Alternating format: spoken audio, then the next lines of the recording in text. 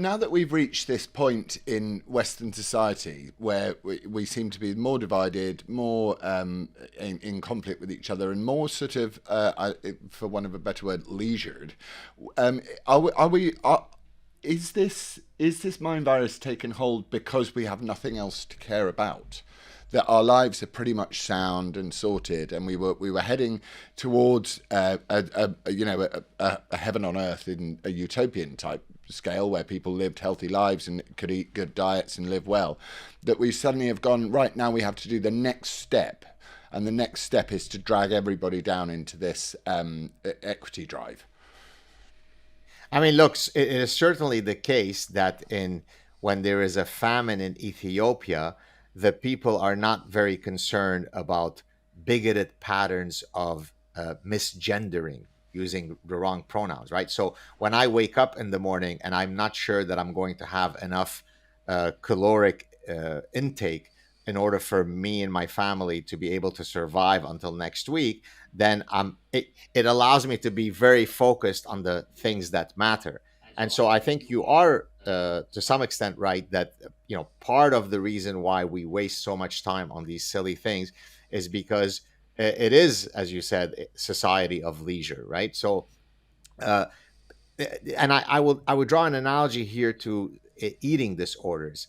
So it turns out that eating disorders are largely a phenomenon that are experienced by women. So, for example, anorexia nervosa is 90% plus women who experience anorexia nervosa, and this has held true throughout history. Hippocrates, the founder of medicine, 2,500 years ago from ancient Greece, reported similar patterns of anorexia nervosa as we have today. But you only see anorexia nervosa in societies of plenty. You don't see anorexia nervosa during famines in Ethiopia.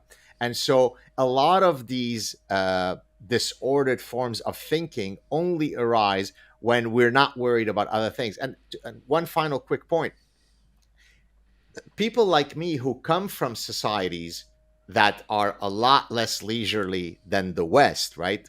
For your viewers and listeners who are watching this, my background is I was born in Lebanon, grew up in Lebanon. We were part of the last bastion of Lebanese Jews in Lebanon until it became very dangerous to be Jewish, and then we had to leave, during the first year of the Lebanese Civil War.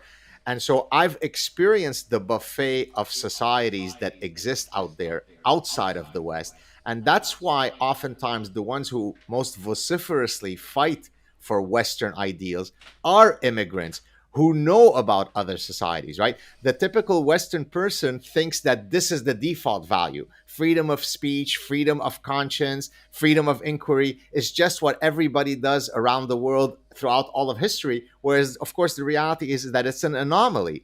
And so it's people like me who have seen the hell that's out there that tells people in the West, wake up, shape up. I think that's quite interesting because also what's weird about me is I'm about as privileged as they come. I went to the best school ever. I lived in a really nice house. But for some reason, I end up in this position where I'm trying to tell people that there is a problem